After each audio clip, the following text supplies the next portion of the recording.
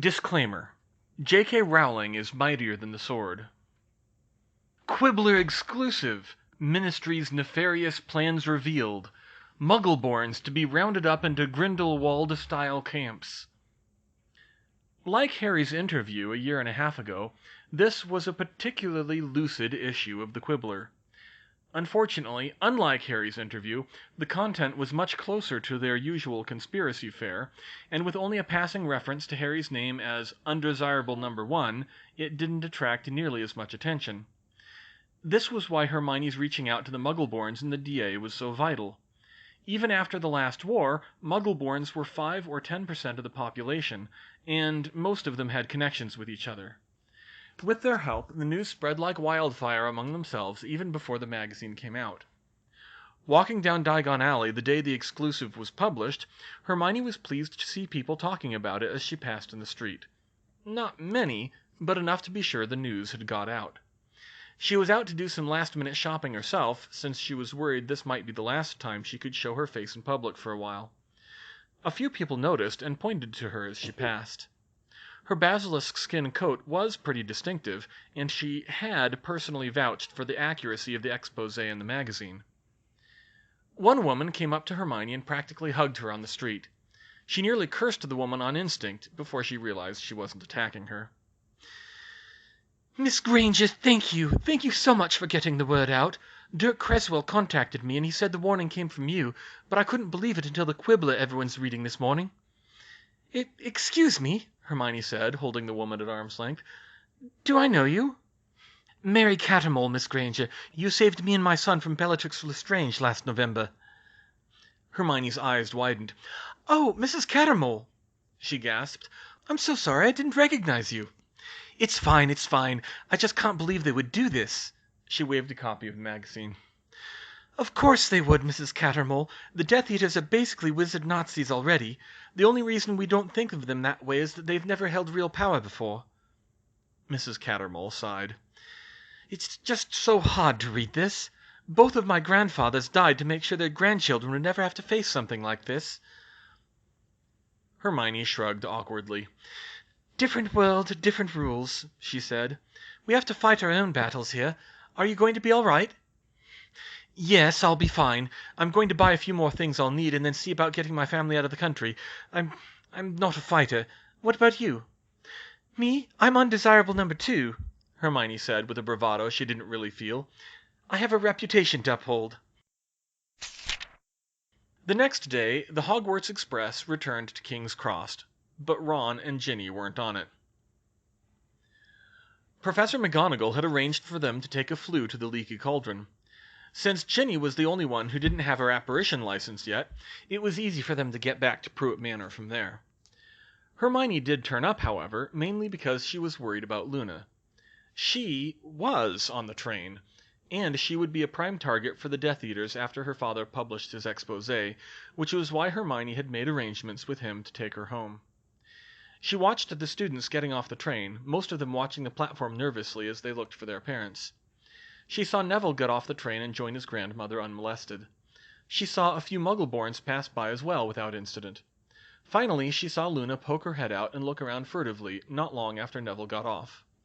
Hermione didn't think she'd seen the younger girl looking so cautious and worried before, and she looked so lonely stepping off the train by herself, dragging her trunk behind her. Hermione hurried over to her.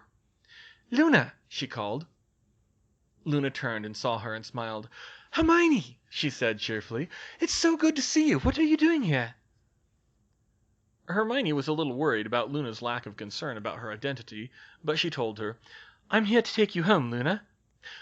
"Oh, that's nice of you. Do you know where I live?"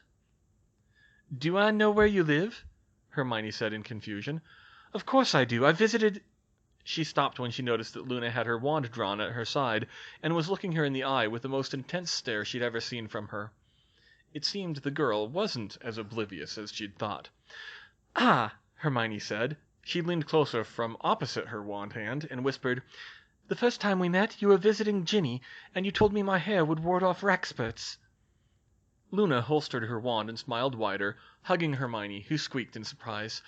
"Thank you so much for coming, Hermione," she said. "I was worried about you," she said. I already arranged it with your father. I'll apparate you straight there. Hermione didn't strictly need to ask Luna about her own identity. She was wearing the ring that she'd given her, and she'd given it a flesh memory, like a golden snitch. Not as good as the real deal. There was a chance someone could spoof it, but Luna herself didn't know about that feature, and it would alert Hermione at once if someone else tried to wear the ring. She was about to call Dobby to get Luna's trunk when two shady characters stepped out of the shadows, drawing their wands. "Uh-oh," she said, drawing both of her wands. Spells flew at them without preamble. Hermione shielded and stepped in front of Luna. "Oh dear," Luna squeaked. "Stupefy!" Bystanders started running around her. Surely there were a few people on the train platform who would normally come to their defense. But there were other children too, and in a situation like this, almost everyone had to protect their own family first. Diffindo, Reducto, Bombarda, Hermione cast silently. She'd reached the point of casting most of the staples and many of her own creations non-verbally by now. Unfortunately, the Death Eaters weren't pulling their punches, and it was still enough to keep her on her back foot. Dobby, she thought, but before she could call him, she had to get herself and Luna to someplace he could apparate in safely. She remembered how that had gone with the Dementors in the third year. "Dridristab!" one of them shouted, aiming at Hermione rather than Luna. Hermione stared in horror, and she barely brought up a shield just in time before her own curse hit it with the force of a 12-gauge shotgun. "Ossificans!" the other Death Eater cast at Luna, who parried Hermione's ossifying curse and fired back with a series of creative charms that made the terrain attack them, the floor tiles folding up and wrapping around their feet. The Death Eaters smashed the floor tiles and advanced, throwing dark curses that Hermione could barely fend off. "Fulmina, Didymosa Trachea, Exsolvident!" Hermione cast. The tooth-removing curse struck one of the Death Eaters, but unfortunately it was slow, taking a couple of admittedly nightmarish minutes to work. It would incapacitate him at best. "Trigeminal neuralgia!" the other one shouted. Luna screamed and went down hard with a crippling headache under Hermione's brain freeze hex. Hermione saw red and fired back verbally with "Tekeli-lee!" The second Death Eater watched in horror as a pitch-black spell struck his shield, and instead of dissipating, exploded into a fog that wrapped around the edges, momentarily blinding him and striking him with inky black tendrils. The spell vanished quickly, but the effect set in moments later, and Hermione could tell he had started seeing things. Truthfully, it was more of a psychological attack than anything else. It was a simple hex, but it changed the behavior of light in the eyes chaotically, leaving him seeing the world through a fisheye lens, filled with funhouse mirror reflections and impossible colors, throwing off his aim and perceptions. Either way, it gave Hermione time to lift the hex on Luna. Then the first Death Eater spat out a tooth and cast Avada Kedavra! Hermione hit the deck, pulling Luna down with her. She cast an incendio behind her at the Death Eater while Luna snapped off a lightning-fast pair of Diffindos. The second Death Eater shouted at his companion, "Hey, watch it! We need Lovegood alive! Gah! Merlin, what did that mudblood do to me?" He tore off his mask, and Hermione got a look at his face. She recognized it from the wanted posters. It was Rookwood. That explained how he knew all her spells. Damn her for letting her secrets out, but at least she had new tricks now, and he was still disoriented. "Ha! Good luck figuring that one out, Rookwood," she taunted.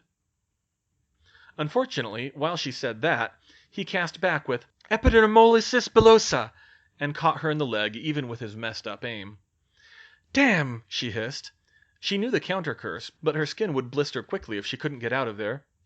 "Peripheral neuropathy," she muttered, casting the spell at Rookwood.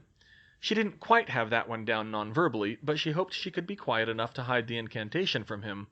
Not that it was a hard spell to figure out. Unfortunately, he blocked it.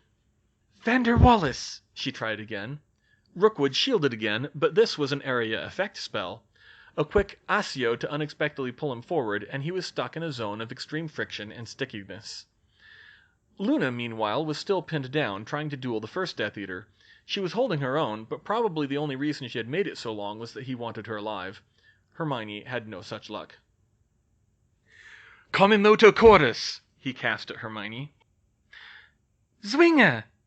Photia Tamasku. The blinding curse missed its mark, but he dodged anyway. "Viscera Expellite!" he shouted. Hermione's shield shattered under the dark curse. Then she just barely caught Rookwood muttering something she couldn't make out from the floor. It was a long spell, and he seemed to conjure some kind of rapidly shifting lattice in the air, which he banished towards them at the same time the other Death Eater threw a Carnifex bone cutter. Luckily, Luna shielded her in time, and Hermione ducked out of the way of the spinning lattice. An abandoned luggage trolley was shredded into flying shrapnel as easily as the Inferi under her cutting wires. "Pondus!" she shouted, throwing as much power as she could behind it, aimed at Rookwood's feet. Not one of hers, but still useful. The platform was hollow underneath, and the heavy weight charm made it collapse under its own weight. Rookwood pitched forward, but recovered with a banishing charm to push himself back, tearing his robes and skin on the high-friction floor with a scream. "Dridristab! Rigor mortis! Fulmina!" She kept up the pressure, then fired another string of curses at the other Death Eater while Luna tried to blast a column of fog, or steam, at Rookwood. "Carnifex! Cato! Damnatio!" The first Death Eater fired 3 lethal spells at Hermione. Hermione held her shield and pointed her wand up over her head and thought hard. "Calcifrago!"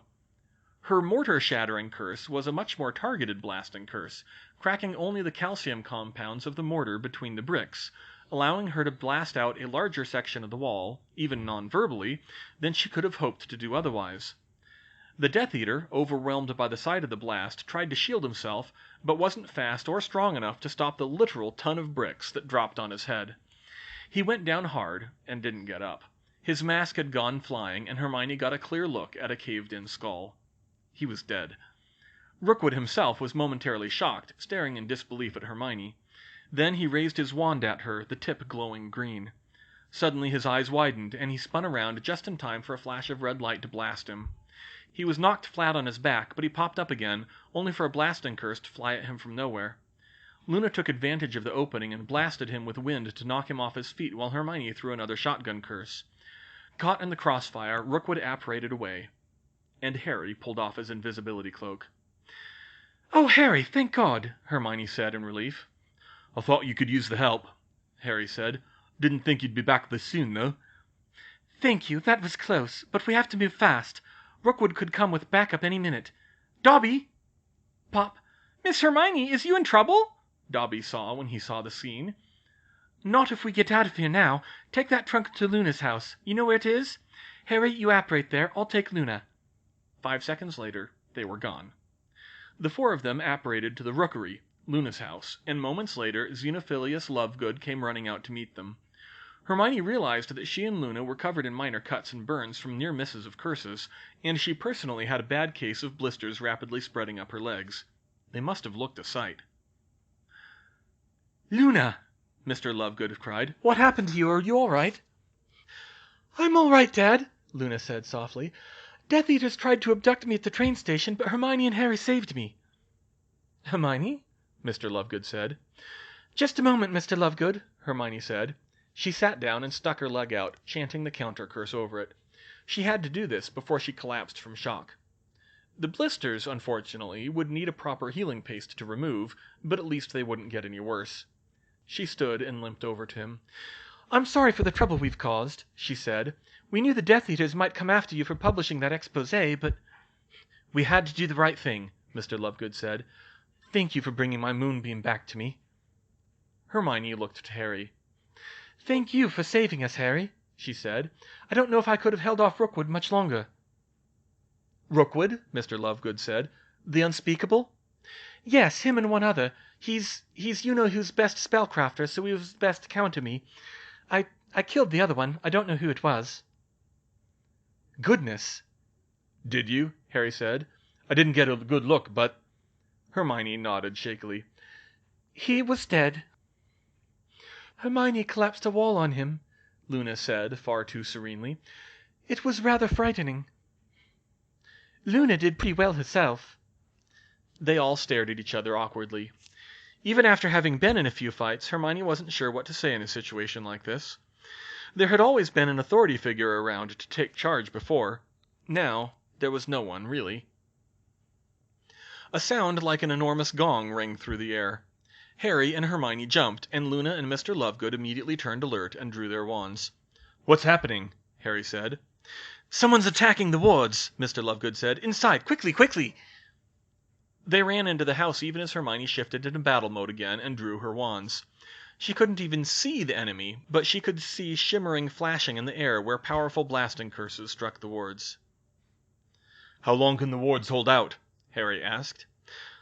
"Under a direct assault a good long while," Mr. Lovegood said, looking out the window warily. "If they try to tap the ley line, or if they use something stronger than curses, it could get complicated." "What's stronger than curses?" Harry said, but his question was answered when a deafening boom rattled the windows, making them all duck. "I'm guessing that," Hermione said fearfully. "Do you have an escape route? They've probably already put up anti-apparition wards." "There's the flue, but there's so few places we can go. And the house, my printing press." "Lovegood!" They looked out the window and saw Rookwood standing unmasked with 4 other Death Eaters. He must have dispelled Hermione's hex, or it wasn't affecting him too badly. He was waving his wand in large circles in the air. "We tried to do this the easy way. Send out Potter and the Mudblood, and we'll leave you and your daughter alone." "He's lying," Hermione hissed. "Definitely lying," Mr. Lovegood agreed. "They're here for me as much as you." Rookwood was still chanting. He did something to link whatever he was conjuring to the other 4 Death Eaters and hurled it at the wards. It lit up when it struck, and Hermione gasped. She knew that shape. It was the Dysdiakus tricontrahedron set into motion. A whirling sphere of cutting curses fueled by 5 Death Eaters, chewing through the wards in what was doubtless a minor ritual. "Damn, he knows non-Euclidean geometry," she said. "How long can the wards stand up to that?" Harry said. "Not long enough," squeaked Mr. Lovegood. "Dobby, can you get us out of here?" Hermione asked. "Yes, miss," he said. "Mr. Lovegood," she started to say, holding out her hand to him. He didn't take it. "Luna, open the flue to the hogshead," he yelled. "We'll be safe there long enough to regroup." "I thought you said Aberforth didn't like you," Luna called back, even as she ran to the fireplace. "He doesn't, but he'll never refuse a family in need." He dashed up the stairs. "Mr. Lovegood, where are you going?" Hermione cried. "I need to shrink the printing press." Harry, watch the wards!" She ran up after him, with Dobby following. "Mr. Lovegood, there's no time." "Hermione, the wards are already cracking," Harry yelled after her. "They won't last much longer."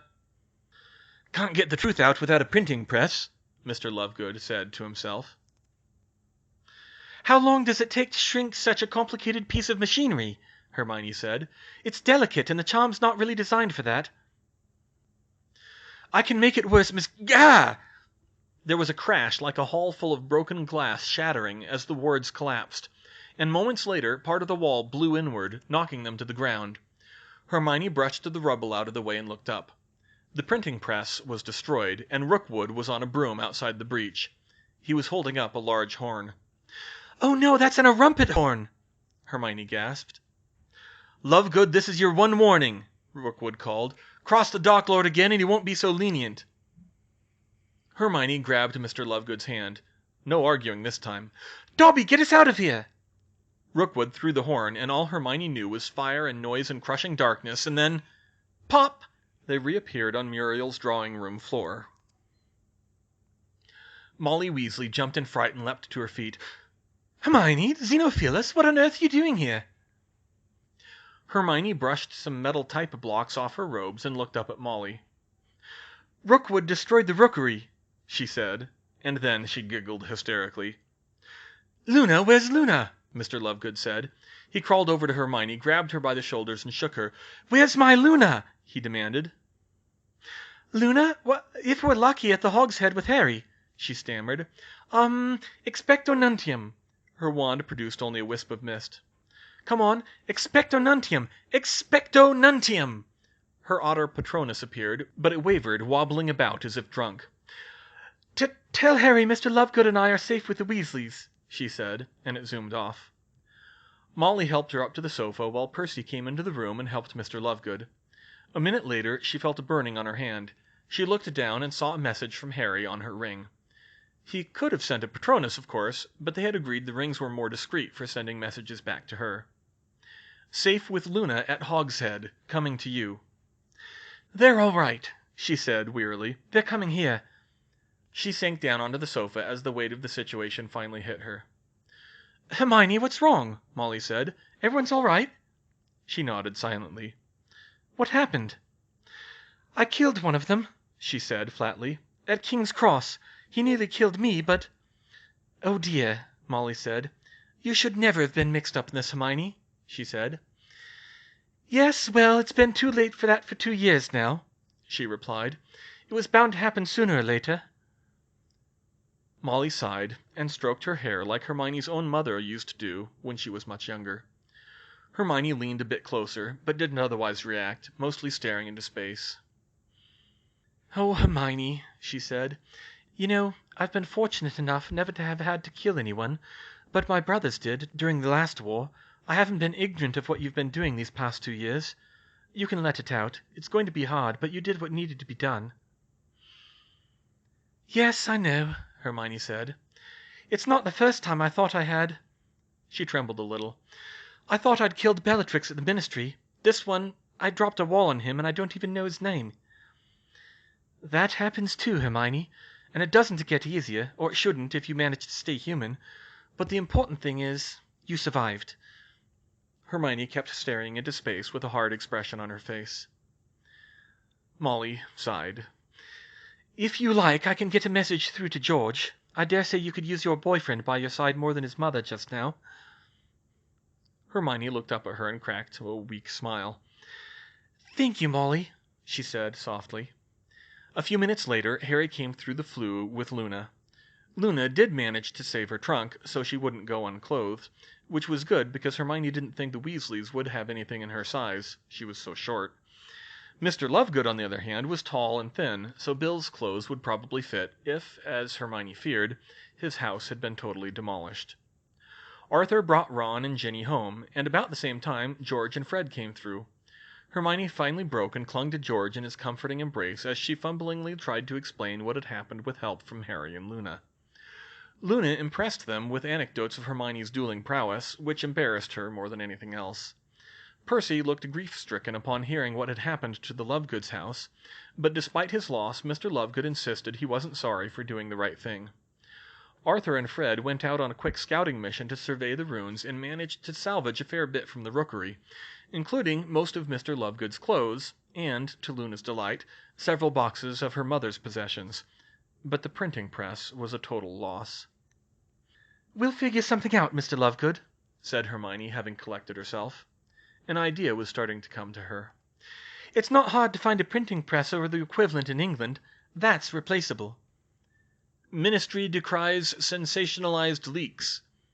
That was the headline in the Daily Prophet the Monday after the Quibbler expose broke. Ministry for Magic Pious Thickness, speaking with a spokeswizard from the Department of Mysteries, condemned the recent publication of classified documents by the Quibbler and the libelous conspiracy theories of impending persecution and imprisonment of Muggle-born witches and wizards. Minister Thickness insisted that no registration commission nor relocation camp was currently in the works, and any claims that there were are blatant lies intended to stir up discontent against the Ministry of Magic. The anonymous unspeakable at the press conference had this to say: "We at the Department of Mysteries are deeply disappointed in the unauthorized publication of these research documents before they were ready for dissemination to the public, as well as their misappropriation to foment civil unrest. One of the reasons we are so careful to keep our research confidential is to avoid just this kind of political exploitation." He continued, "The actual papers published in The Quibbler were genuine, but their interpretation deeply misrepresents them. This research into the origin of magic was initiated long before the current administration, and has chiefly involved genealogical studies that indicated that many quote-unquote Muggle-born witches and wizards in fact descended from a hidden magical ancestry." When asked about the allegations that the Ministry is planning an overhaul of Hogwarts School, the Ministry had this to say: "The Ministry is dedicated to providing a quality education to all young witches and wizards in Britain, and to that end we are working with the Hogwarts faculty and Board of Governors to improve the teaching standards and avoid the mistakes of 2 years ago." The minister refused to comment on the speculation that Dolores Jane Umbridge, senior undersecretary to former Minister Fudge, who is currently serving a life sentence in Azkaban for the use of an unforgivable curse on a minor, would be pardoned and released. However, an unnamed source in the Ministry claimed that the case against Umbridge is being investigated to see if she was set up to take the fall when Fudge was forced from office. "Those bastards!" Hermione spat. "I should have known they'd come up with some new propaganda to discredit us, and damned if it isn't good, too. They might have bloody planned for this." "They can't release Umbridge," Ginny protested. "There were 24 witnesses." "Of course they can," Hermione said. "Tell a big enough lie and people will start to believe it. And the same goes for the rest of it. I'll bet that bit about magical ancestry is actually true. It's just that most Muggleborns won't be able to trace their families back that far, what with documentation transferring so poorly to the Muggle world. Not to mention squibs being abandoned at orphanages on top of that," Percy added. "I can see where they're going. Say real wizards got their magic from magical ancestry and then go after the ones who can't prove it." "We scored something of a win, though, didn't we?" Arthur said. "It's not like they can actually do the registration commission now." "Not by name, Dad," Percy said, "but they can always find a way." "They might even move sooner," Hermione agreed. "They'll bring back the registration commission under a different name. They'll find a few token Muggleborns to attach to a magical ancestry, and they'll keep building the relocation camp in secret for the rest, and nothing will actually change." "We still made a difference, Hermione," Luna spoke up. "People will know to be wary. Muggleborns will hide and won't be as easy to catch." Mr. Lovegood shuffled into the room, mumbling to himself. He wasn't the same since the loss of his home, even with Luna's help. He swiped the paper from Hermione's hand and skimmed it over. He growled low when he read the headline. "Propaganda press," he muttered. "Libelous conspiracy theories. I shouldn't let this go unanswered. If only I had my press still." "I know, Mr. Lovegood," Hermione said. "I've been thinking about it." "Hermione," Molly interrupted, "I know you say it would be helpful, but we can't put a printing press in this house. Muriel's already unhappy about so many people using the place as a safe house." Privately, Hermione thought that Muriel could be a little more charitable with a war on, but that wasn't her primary concern at the moment. "I can't say she's wrong," she said, "if not for the same reasons. We need a better base of operations." "Fidelius, right?" Harry said. "Can you cast the charm?" "Not yet," Hermione admitted. "Bill can, though. I should really learn it. Any ideas on where to have it?" She addressed the question to the whole house. "Someplace with more resources," Harry said firmly. "You've shown us a lot of hospitality, Miss Pruitt, but it's hard to get in and out of here, especially with enough food for everyone. Not downtown like Grimmauld Place was either, but an old industrial park maybe, an abandoned warehouse, a factory that won't be missed." "We might even find an abandoned newsprinter's office," Mr. Lovegood piped up. "We could restart the Quibbler." "I'm not sure that's such a good idea, Zeno," Molly warned him. "You've already nearly been killed once, and what about Luna?" "What about her?" he asked. "It's not like she'll be able to go back to Hogwarts after this." "I really should, though, Dad," Luna said softly. "They'll be counting on me there. The D.A. Neville." "It's too dangerous, Moonbeam. You saw what they did to our house. They'll come after you to get to me again." "Actually, Mr. Lovegood," Hermione said, "they wouldn't do that if you were dead." Everyone stopped and stared at her. "What?" Mr. Lovegood said.